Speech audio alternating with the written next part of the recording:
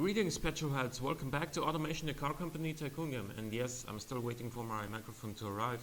It left the store like last Thursday, so you know, 1 week of delivery time is fine considering it's from another country.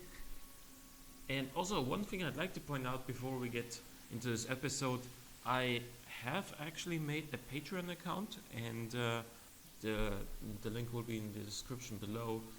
Just simply because, well, some of you guys actually said it might be a good idea to make a Patreon account.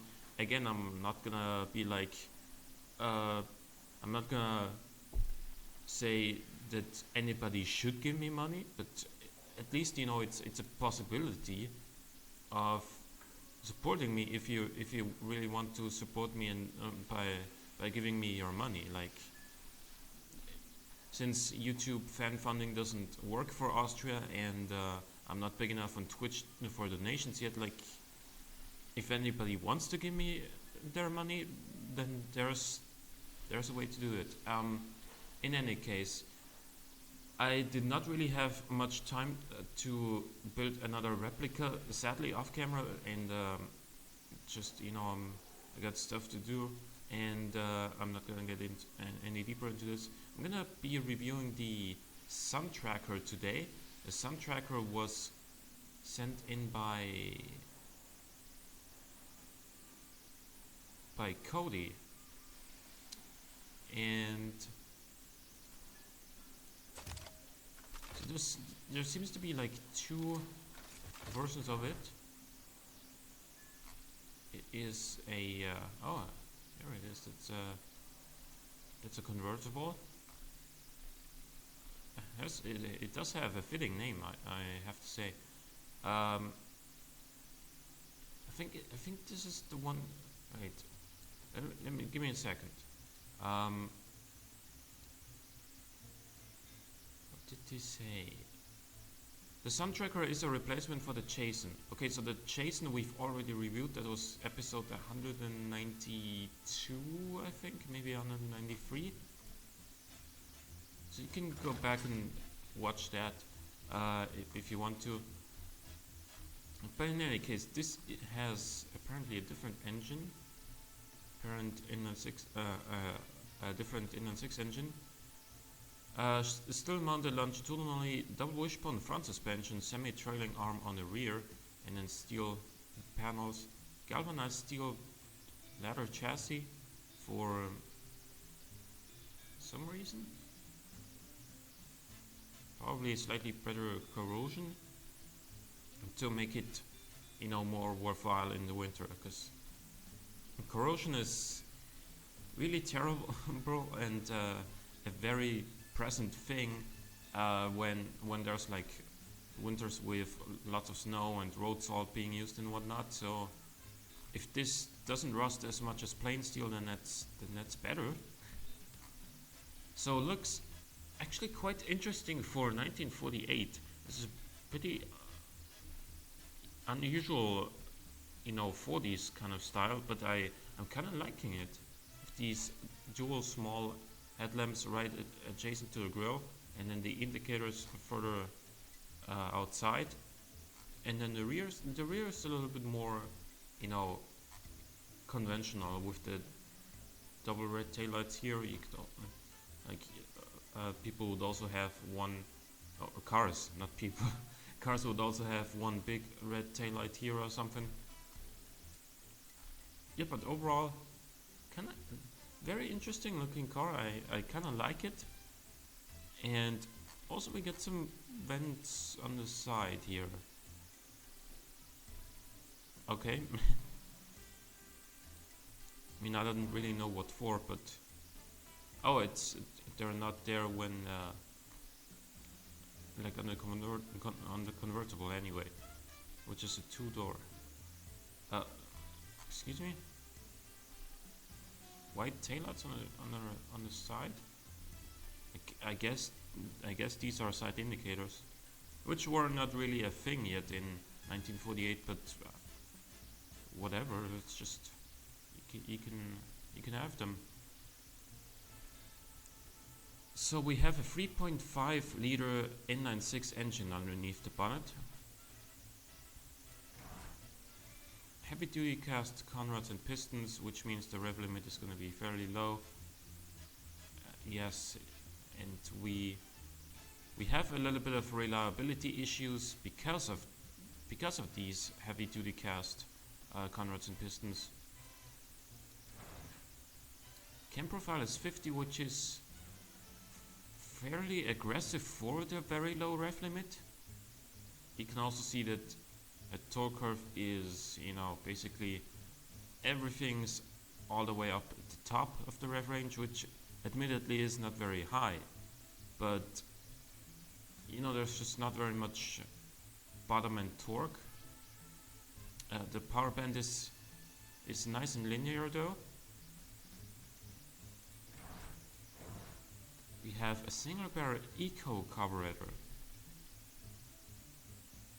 That's an interesting choice, because this is not really supposed to be a cheap and economy focused car, is it? Well, we'll see how this works out. 14.2 to 1 phenol mixture is relatively lean, especially for a luxury N6 car in the 40s. Again, rev limit is very low. Ignition timing is 72, which is fairly high. And then we get tubular exhaust headers, a single exhaust type, 2-inch pipe, 1 baffled muffler, and +4 quality into the exhaust system. Actually, we have some more quality throughout the sections. I wasn't actually looking at that before. +4 quality in the head, +7 on the bottom end. Wow. So this is not the cheapest engine to produce, but it's not incredibly expensive either. So we got a 3-speed manual. Top speed is slightly lower than indicated, but that's probably also fine because it's still the 40s. It is a little bit on the oversteery side. Hard long life road tires, but this is not oversteering badly or anything. Like it's only got slight oversteer right at the limit, so actually at 48 kilometers an hour, which is not really the limit, but you get the idea. It's not oversteering badly, and cars in the 40s were generally not very well balanced at all, so it's acceptable. No under tray. Cooling airflow is just enough. 4 seats with luxury interior, luxury AM radio, advanced safety, +3 quality in all of these. Do we have quality on the gearbox? No. On the brakes? No. And then suspension, we have +3 quality in here though, and this seems to be not even a comfort setup. This seems more like a relatively normal setup, but with lots of front camber. Overall drivability is 20.2, probably a little bit lower than it could be because of the oversteer. And sportiness is at the 1.9, comfort 25, prestige 28, safety 26.8. But this thing is super competitive in convertible sport and convertible super categories, and also convertible sport budget. It's kind of interesting how it's so competitive in the convertible sport budget and in the convertible super, which is like both are about performance car, but one is the cheapest and one is the most expensive, I guess. Yeah, so it is reasonably priced. 0 to 100 is, not blowing the doors off, but then again it's the late 40s, so can't really expect too much of it.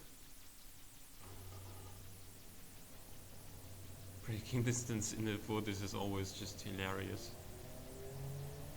82.5 meters.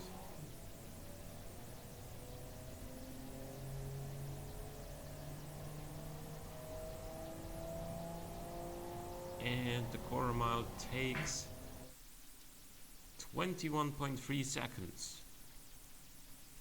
Right, so probably not blowing the doors off in the, well, never mind. 94.6 competitiveness in the muscle premium segment. Wasn't really expecting that.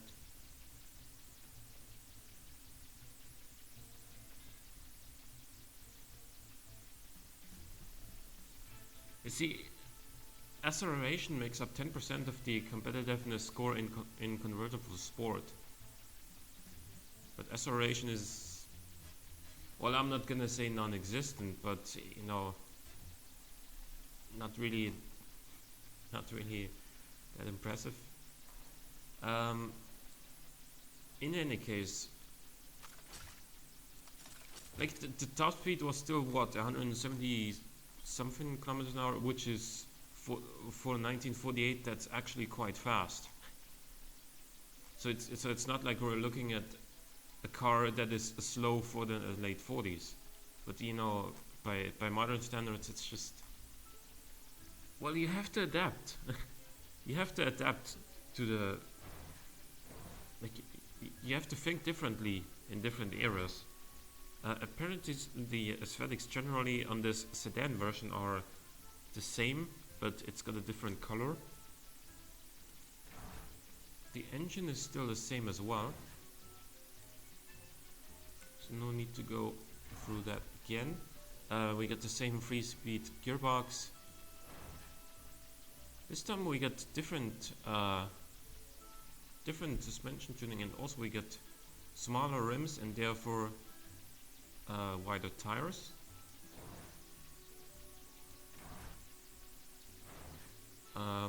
Brake fit is at minus 7.5%. That is fine though. That is to be expected. You get some quality into the brake section as well.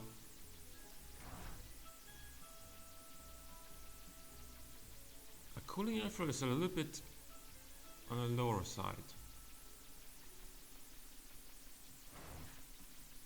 Premium interior this time, premium AM radio and advanced safety still, but yeah, the interior is less impressive than on the convertible, also with less quality, +2 instead of +3. And the suspension is significantly changed, much more camber on the rear, and +5 quality into the suspension. So overall, how does this stack up? 22.7 drivability is higher, 5.0 sportiness is also higher than on the convertible. I'm having a hard time saying that word. 25.7 comfort, 22.9 prestige, 31.4 safety. It is lighter because of, you know, less equipment on the interior. It does compete very well in sport and family, sport premium, and also family premium, as well as sport budget, muscle, convertible sport budget. Like, there's a lot of markets where this is competing quite well. And like I can't really say much